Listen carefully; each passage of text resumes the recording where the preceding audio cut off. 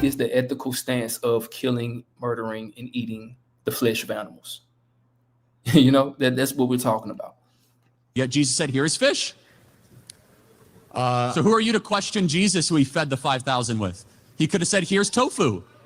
Again, The question isn't really what Jesus ate 2,000 years ago. The question is what we can choose to eat today. And when it comes to dominion, again, there's a huge distinction between using power and abusing it. Many Christians would argue that kindness, compassion, and avoiding harming animals is more aligned with Jesus' teachings than being violent to animals for our own enjoyment, like eating a steak or trophy hunting. So the disciples brought him fish and bread. That was what he multiplied. Yeah, the feeding of the 5,000, right? But I think in this modern day, we do not need to eat meat to be healthy, have good performance, and survive. And therefore, causing immense suffering to these beings that do feel pain and suffering is wrong. So I know this might seem unrelated, but I would hope to say you're also pro-life, right? Yes. Okay, good. So you are consistent. When vegans are not pro-life, that is a... Yeah, I'm overall conservative. I agree with you on pretty much everything besides this one issue. Hold on, what that has nothing to do with it as well. Like we're steady moving the goalpost. Right? Like what are we talking about? But you would agree, though, animals are not humans. Yes. Okay. That has nothing to do with it as well, Charlie. Like what are you talking about? Like what are we talking about? You would say if I eat a steak, am I doing something immoral? I would say that if you eat a steak knowing that, and you didn't have to, and you chose to pay for an animal. Yes, I plan to do this tonight. So tell me what.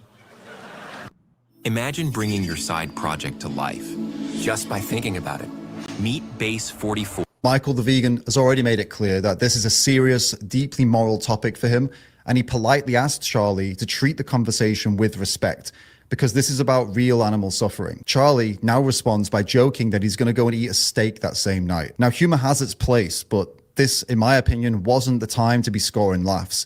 It should have been about seeing whether two people could actually connect on shared values, like caring about unnecessary suffering. Charlie may not have meant to be disrespectful, but it came across that way. It shows that he wasn't engaging with the arguments, and he was just playing to the crowd. And behaving like this on a large platform when discussing animal cruelty and the choices we make, I think that's a missed opportunity for growth and understanding that could really change the world for animals. Tell me. So, like I said, I think the breeding, exploitation, and killing of animals for food is immoral. Yes. Immoral. Yes. But what moral? By what moral standard do you derive that from? Well, Hold on. By what moral standard do you derive that from? Well, I think any rational person can say without even hesitating that unnecessary suffering, or suffering that was unnecessary, that's immoral, right? It's immoral. Unnecessary suffering is immoral. And the reason why we know that is because we don't want to be harmed unnecessarily. We don't want to be harmed at all, right? If I don't want to be harmed, I don't want to live in a world where I can easily be harmed, because a person will say, well, hey, I don't care if this other person get harmed as long as I don't get harmed. Well, if we live in a world where it's easy for this other person to get harmed, it's also as easy for me to get harmed in some shape, form, or fashion, right? So we can both agree that I don't want to live in a world where it's easy for either person to be harmed. And if we live in a world that way, unnecessarily, that is immoral. We can come to that agreement.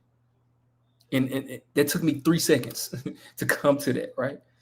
So if eating animals is unnecessary and you can get all the nutritional needs that you need from a plant-based diet, therefore classifies it as unnecessary. And here's my main point of all this, right? I just try to get people who consume animal products to say this one thing. And I'm good, because if they can rationalize this, they're one step closer to understanding where we're coming from. If a meat eater can say, hey, I understand that I can get everything nutrition wise from plants. I just choose to eat meat because I like to, and I don't want to stop. If you can get them to admit that, they're one step closer to understanding where we're coming from, because that is the only reason why they consume animal products, is because they want to.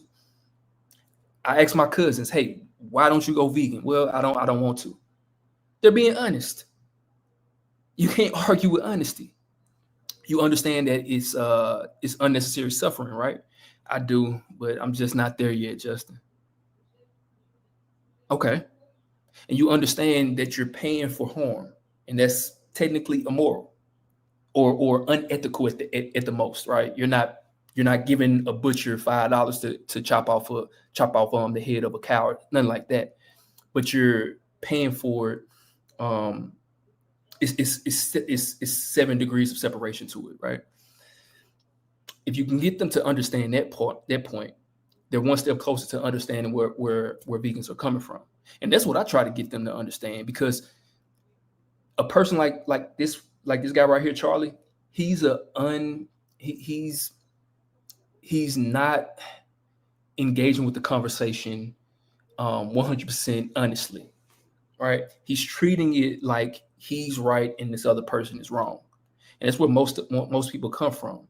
Like these carnivore people, like Paul Saladino, all these guys, Liver King, Joe Rogan. I had to stop watching Joe Rogan podcast because of it. He always lying about vegans. So these guys like that, they come at it from, I'm right and you're wrong. But it's all confirmation bias.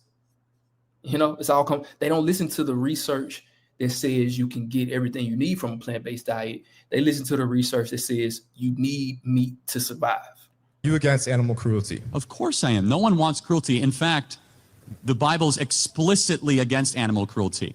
And so all of us should be. The animals actually made an appearance in the 10 Commandments. Animals got a Sabbath. They got a day off. It says, for 6 days you shall work and 1 day you shall rest, including your ox and your animal. So the Bible actually has done more for animal rights than any other ancient scripture that we can ever find. So I'm all there. No one wants animal cruelty. However, I just want to understand by what moral frame. However, what? You don't want animal cruelty. You can get everything that you need from a plant-based diet, but what? Keep this sentence going. You know what? You got me. You win. I just want to eat meat. I just want to eat it because I like the way it tastes.